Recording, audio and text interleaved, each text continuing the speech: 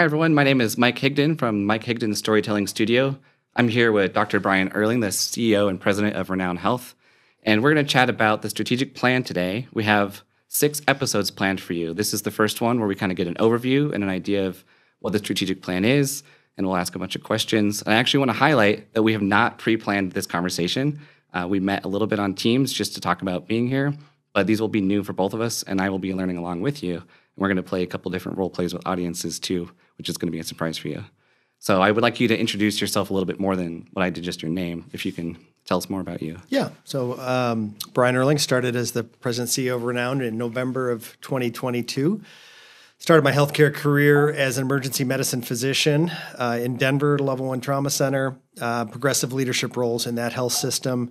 I was working as the chief clinical officer for another health system and then the CEO of a market, Colorado Springs, and then again came out here in November. But just super excited to be out here with Renown. Came out at a difficult time, as you know, with coming out of the pandemic, and it was just a tough time for everybody to be in healthcare, and have really enjoyed the last 2.5 years as we've transformed as we've come out of the pandemic.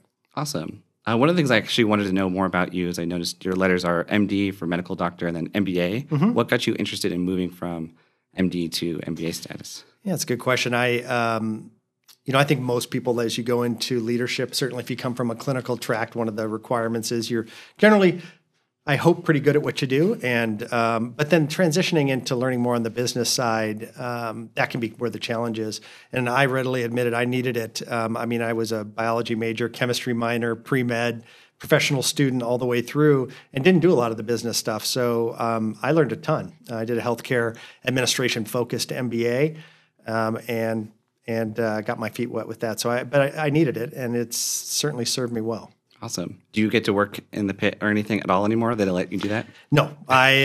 In 2013, it was 2013, I sort of jumped with both feet into a leadership role. I thought I was going to continue to work shifts in the emergency department, but I was traveling 4 or 5 days a week and young kids at home, and it just wasn't working out. And I'm very pragmatic about it. I don't want to go to an ER and get seen by a physician who's working 2 shifts a month. So I, said, okay, if I had to make a decision, but I, for a lot of different reasons, thought I could have a larger impact on the leadership side. So awesome. That's pretty cool. So hopefully you're enjoying it. It's been a while then, almost 12 years, it sounds like. Yeah, absolutely. No regrets. Awesome.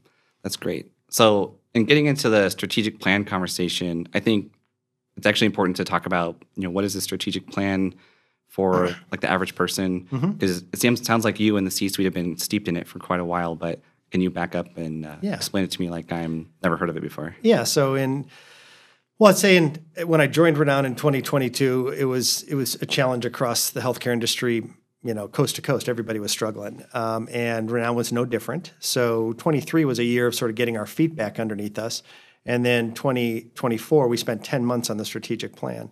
And the way I describe it, I share some of this anecdote in our new employee orientations every other week, but it's everybody sort of has a strategic plan. It's I know I have to make enough money as an organization to pay our debt service, just like people have. If they have a mortgage, they have to pay their mortgage. I know I got to have money for break fix and fixing the heater, replacing the CAT scanner. That's what we call routine capital. And then anything we have left over, we call strategic capital. But you need to sort of set your priorities, and that's what the strategic plan does. Just like we all do in our life, what's important to us. To our personal missions. Well, what lines up with the mission of our organization? And so the strategic plan guides that. And actually in our process, we actually also looked back 160 years and said, where's Renown been? Where are we now? How have we changed? And we actually took a fresh look at our mission, vision, values as well. So that was the process. Awesome. Do you want to talk about what the mission, vision, and values is, since it sounds like that's changed a bit? Yeah. So we really wanted to represent who we are and our essentiality to our community and sort of what we've been serving. So our mission, and I'll read it just so I don't stutter on camera here, is established in 1864 as Nevada's first hospital.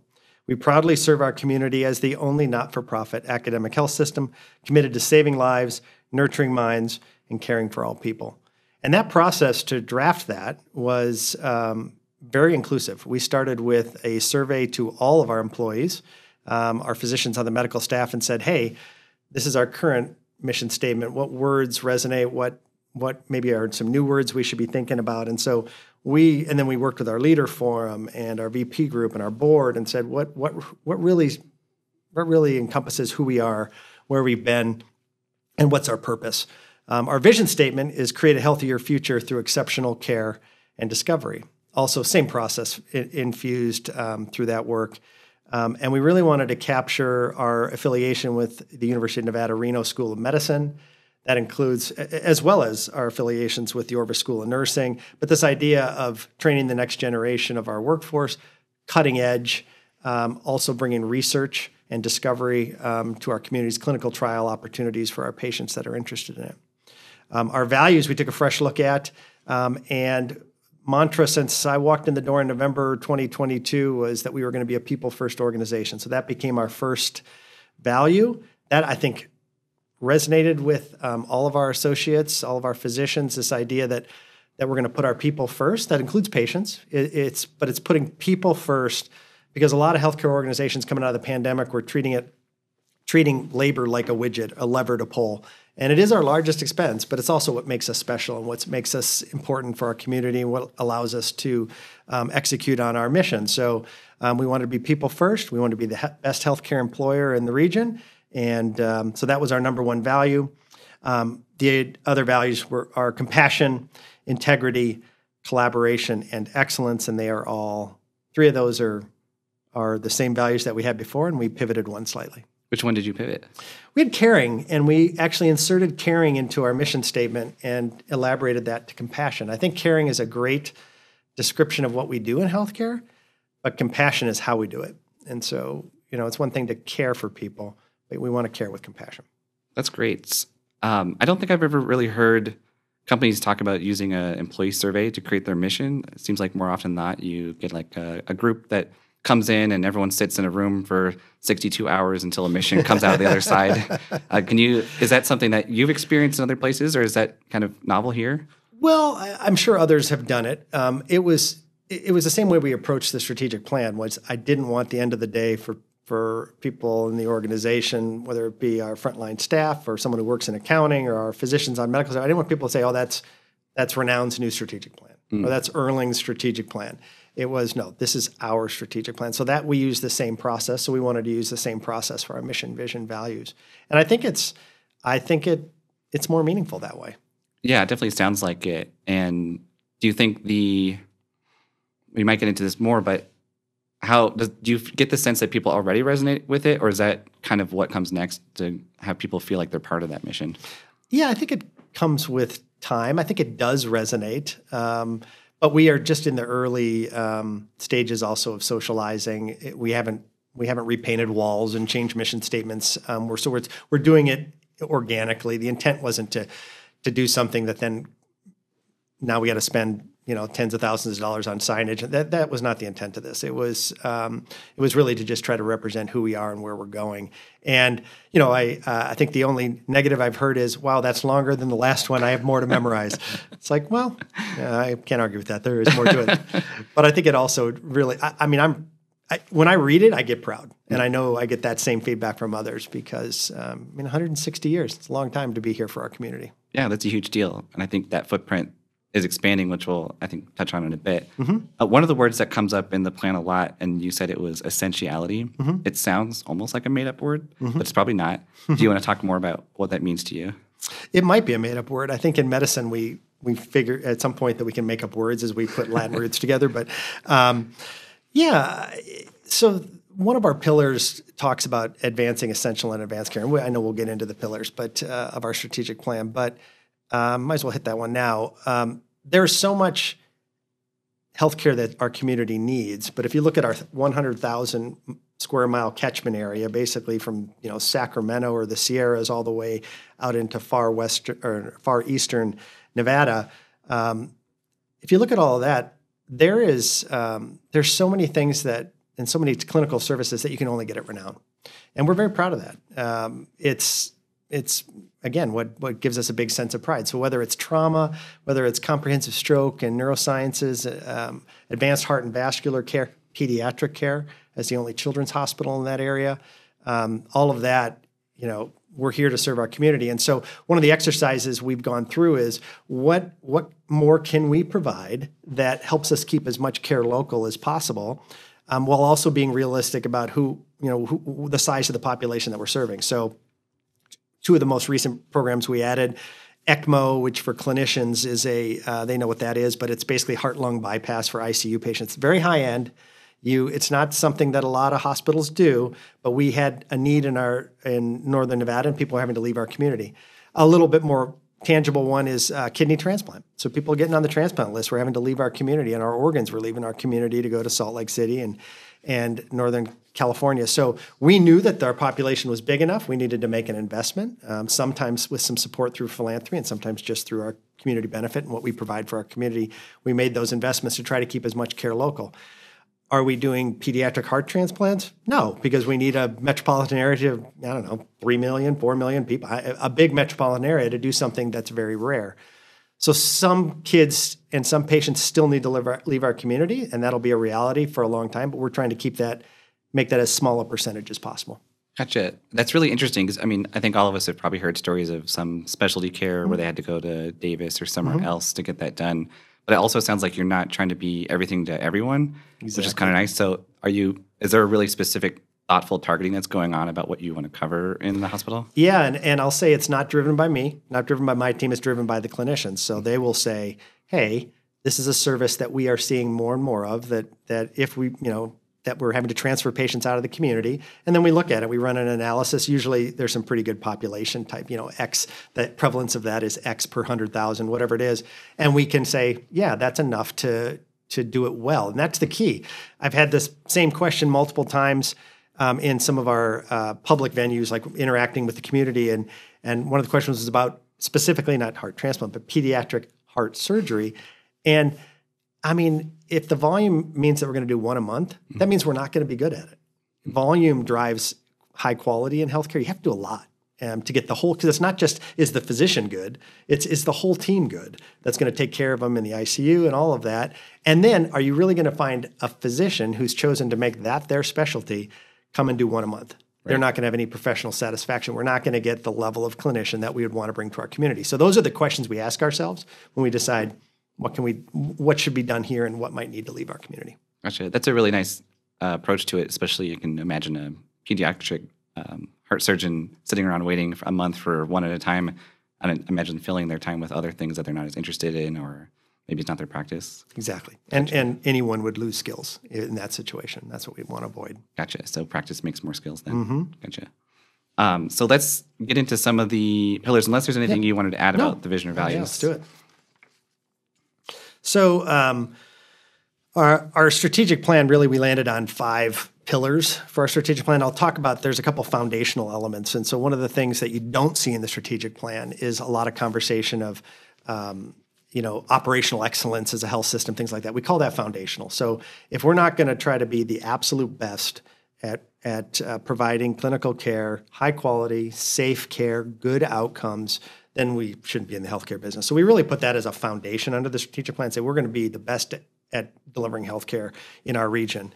And then our pillars are, again, in no specific order, but the first one that we've already touched on is commit to a people-first culture and mindset. And that's really just taking that idea and really hardwiring it into all of our activities. So not just, if you're a leader or manager and you're with your team and you're trying to make a decision, it's that last question, are we making a people first decision? And sometimes you have to make decisions that are, you still got to make business decisions. We have to run our organization. Sometimes there is no good options, so to speak, but then you can take a step back and say, are we going to handle this in a people first way? And so, and then, of course, interacting. How do we interact with colleagues? How do we interact and collaborate across departments? All of that you'll see under the people first pillar.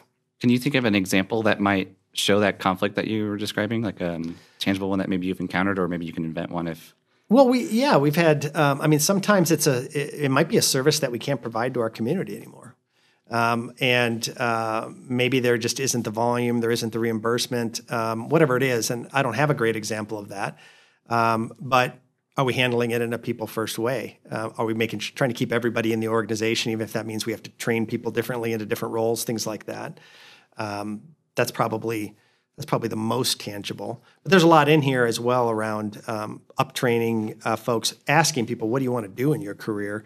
What would make you a long-time employee with Renown? And if you're here and you want to get here, how do I get you there over time? Gotcha. That's cool. Hopefully we can jump into those or maybe bring in people that represent that later. Absolutely. We should do a whole session on people first. One of the comments I heard is that I had an employee had thrown back into their manager's direction a comment about, well, you're not letting me do this. That's not people first. And I kind of joked at the time. I'm like, well, it's not me first. That's not people first. It's more about, it's the opposite, right? It's how do we treat everybody equitably and fairly, and not, you can't have favorites. You can't let some people break the rules and others can't. So there's a lot to it. Oh, yes. I can see how it would be really easy as someone who really wants something to kind of throw that in and see if my manager lets me go with that. Exactly. What's the next one? Again, no specific order.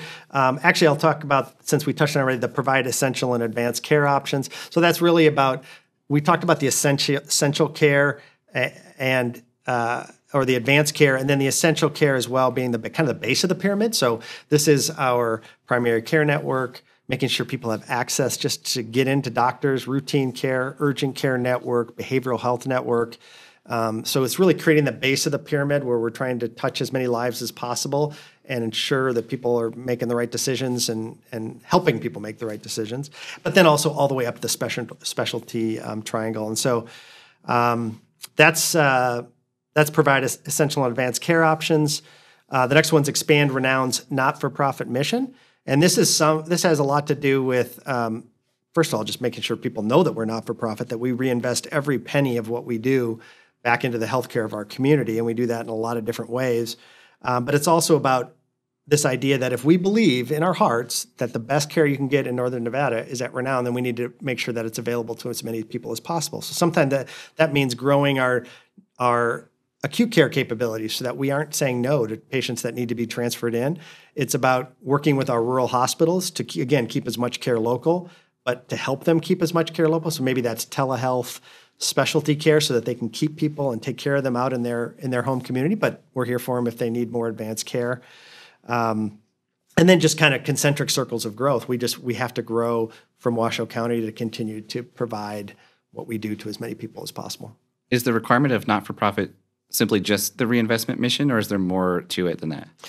It's probably one of the larger talking points I get, both with employees and community members, because I have people that all the time will say, wait, Renown's not-for-profit? I mean, you have these big billboards and the shiny building and these commercials. Because they think not-for-profit, they think the food bank or Boys and Girls Club. And yes, we're absolutely not-for-profit. So we talked about some of the capital things there. I mean, we still have to make money as an organization, because what isn't included in your income statement is replacing the carpet, replacing the CAT scanner that's end of life. And every year we spend between $55 and $70 million a year just to keep doing everything that we are already doing on a daily basis. Oh, wow. No new patients, no new service lines, no new clinics, just keep doing what we're doing. And that's just break fix and replacing the robot that whatever it is. Mm-hmm. And then we have our debt service, like I talked about, and our strategic capital. But we have everything is reinvested basically back into people, bricks and mortar programs, as well as our community benefit program, where we have a process where not-for-profits in the community who are like-minded, who are trying to achieve the same goals that we identify in our community health needs assessment, we help support them through a grant process as well. Gotcha. So there's a lot of things going. I mean, 50 to 70 million just to keep the lights on, essentially. That is just to keep the lights on. Wow. And we use the term routine because it's doesn't provide it's replacing your water heater when it breaks at home and all the other things you got to do. Well, especially if you have 6,000 water heaters and things like and that. And a water heater in your house is a tenth of the cost of anything that's in a hospital, right? There's this tax that goes into just because of the regulatory environment and how construction has to be done and everything. It's just everything's more expensive. Yes, that makes sense. Yeah. What else do you have there? We've only done three so far. Yep. So we have ensure access to high quality and affordable care. So this idea that we are very committed to keep care affordable for our community. When you're providing ECMO and kidney transplant, and we'll talk about the last pillar around academics, none of that is inexpensive to do. We did a study that showed that Reno is actually just a little bit below the national median for healthcare cost per capita. And that's probably an okay place to be. What we don't want to be is, we just don't want to drive the cost of care up, right? We want to keep it as affordable as possible with as much access as possible, both for the consumer, for our patients, but also for employers that seek out medical care. So we are the owner of a health plan. We have Hometown Health, and that's probably the largest vehicle, as well as our medical group, to try to drive that pillar. Gotcha. So the Hometown Health help to keep it affordable for the region essentially, or is there something else behind that? Yeah, absolutely. So it is, Hometown Health contracts with Renown, and then we have a narrower network that we can provide to employers that want to take advantage of that, want to be a part of Renown, and we can provide significant discounts on their premiums. And that also includes for larger employers who are self-insured. So we just do what's called TPA, third-party administration, where we help them manage their healthcare spend by ensuring that it's appropriate. Gotcha. Are there other ways or programs that help with affordable care, or is there something that you guys do overarching that helps with that to keep that? You mentioned that. There's lots of other things. I mean, one of my favorite examples, I'm an ER doc. I can't stand freestanding ERs. I'll just say it. I don't think they're appropriate for the community, because generally you can go into an urgent care and get essentially the same level of care for depends on your health insurance coverage, $30, $50 copay, whatever it is, or you can go into a freestanding ER, not connected to a hospital, and get a much expensive care. We have no freestanding emergency departments. Gotcha. That's really interesting dichotomy. So you're just essentially thinking that the urgent cares can cover a good deal on their own, and then if you're in a worse situation, the ER is more appropriate with the whole hospital behind you. Absolutely. I mean, an ER charges higher rates, and we all know that ER care is expensive because it's attached to a hospital that has ORs that are ready to go, and cath labs ready to go, and stroke teams on call. All of that is what costs money. And so just building a building with 12 rooms and a CAT scanner doesn't, it's not the ideal place to get care. Gotcha. All right. So what is number 5? And the last one is build an integrated academic health system. And so we're really excited about that. We're in our 4th year with our affiliation with the UNR School of Medicine. We have residencies in family medicine, psychiatry, internal medicine. We started pediatrics. We're going into our 3rd year right now of the pediatric residency, and we have applied to start an OBGYN residency, and the next one we're excited about is surgery, so general surgery. So it's our commitment to sort of help train more providers for our community. They also have a PA school, and as I mentioned, we have an affiliation with the Orvis School of Nursing as well, who has a wonderful nursing school and nurse practitioner school. So we're trying to and then we have some other cool partnerships with some of the community colleges around tech training and training our workforce, and we've started some integrated training programs to train techs in our facilities. So we couldn't find any echo techs, and there's no echo tech training program. And then those who don't know what that is, it's basically cardiac ultrasound. Okay. And we said, all right. And we found a guy who was running a program, and he came and we graduated our first class of 11, and we're in our 2nd cohort right now. So it's trying to be creative and say, we can't wait around for someone to solve these problems for us. If not us, who? Let's take the reins and solve the problem. Gotcha. So I would assume that UNR becomes a pipeline to Renown, but maybe I think I read a smaller percentage than I initially thought. I thought maybe it'd be every student graduates. I'd say a pipeline to our community. Okay. So there's some really good statistics on if you graduate from the School of Medicine, I think I've heard you have a 40% chance of staying in Nevada, which is what's important, staying in Nevada. Doesn't have to be at Renown. And then if you do a residency, it's like a 60% chance. And then if you go to med school and do your residency here, you have like an 80% chance. So there's no guarantees. There's some cool programs at the state level around student loan reimbursement and stuff to help get folks to stay in Nevada, maybe to set up practice out in our rural communities. But yeah, that's the goal. And do you get to interact with students and see what their interests are? Not in medicine, but in the area. Is there something about Nevada that they love, or? I think it's like any community. There's we have a draw here because of the lake and the mountains, and it is a great place. But our biggest success is people that have grown up in our community, right? And if they want to go train somewhere else, please go train somewhere. But please come back. And so those are the programs that we're trying to put in place. Gotcha.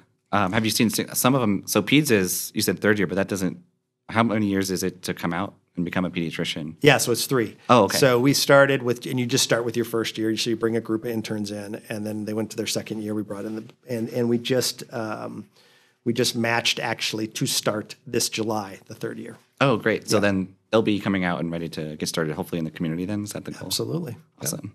Yep. So how would you, if you had to elevator pitch this to a person in the community, at a bar, if you go to bars, yeah, how would you explain this in a quicker way to them? Like, why is it important to the person who doesn't work here?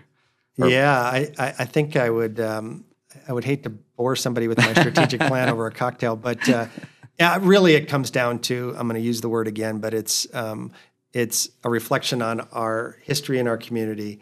It is our path forward to ensure that we continue to grow with our community and meet the healthcare needs of our community, because we have a lot of headwinds. We have headwinds at the federal level around reimbursement cuts, grants being cut, and workforce shortages that are projected to get worse, both in nursing and other areas. And so we just can't sit back and let these things happen. We have to be as proactive as possible. The strategic plan is a 10-year view that is really taking a very long view. And obviously, any time you try to do that in your personal life or otherwise, it can get a little hazy after 3, 4, 5 years. So we have these inflection points built in. If there's major Medicaid cuts, what would we need to maybe think about and do differently? But we have all those. We at least have a path. We have a vision. We know where we think we need to go to fulfill our mission to our community. And so everybody's rowing in the right direction. That's good. And the inflection points make sense. It would be terrible to be rigid and stubborn against a series of other headwinds, or maybe something changes, it gets better. That's exactly right. We may have opportunities pop up that we couldn't even anticipate. We will have headwinds pop up that we haven't even thought of. Mm-hmm. And you can't plan for all of them. So it's this idea that we have a roadmap, but we're going to be periodically checking it against reality and seeing if we make any pivots. And we'll do that. Awesome. And then if you wanted to say the same thing to a doctor who was thinking about moving here and does know all the nitty-gritty, what is there a recruitment pitch or anything that works on them when it comes to these types of changes? I just love this. I share that there's some things really positive about our community. We're a growth community, and we have I think Renown is a huge community asset. We have a very supportive board. So we are letting the clinicians drive the service line priorities, I think the easiest thing to do is actually introduce, if there's physicians and nurses or anybody that's interested in coming to our community, we introduce them to people that are living it right now, and they go, this is a team at Renown that is saying what they're going to do, and then they do what they say, and again, it's a collaborative process, and I think that's what people want to be a part of: open, transparent, good communication, and all trying to accomplish the same thing. Awesome. Is there anything that I haven't asked that you're like, I can't wait to tell, but you haven't asked me yet? I think you've asked me a lot, actually. No, just super excited. What I'm excited about is this process. I get a chance to share some of this every 2 weeks with our new employee orientation. We have a monthly employee forum that's virtual where I share some highlights. But this is an opportunity, hopefully, for folks internally, externally, whoever looks at this, to get an idea of where we're going. But I'm really excited to have the folks on the team we have such a great leadership team at Renown at all levels, to have them sit down and answer questions with you about how they're thinking about each of these. Yeah, that's definitely the one that I'm excited about also, is just jumping into each and digging. It's really hard not to dig into each one of these. It's always my habit is like, let's spend 30 minutes just on one of them, but we'll be able to do that in the next episodes. And I think we've picked out a grid of folks to talk with. So we may change up the set here and have more of a roundtable in the next one. Awesome. So if there's nothing else, I think we're almost about out of time. So pretty excited to jump in with the audience back in Renown and learn more in the coming weeks. Awesome. Thanks, Mike. Thanks.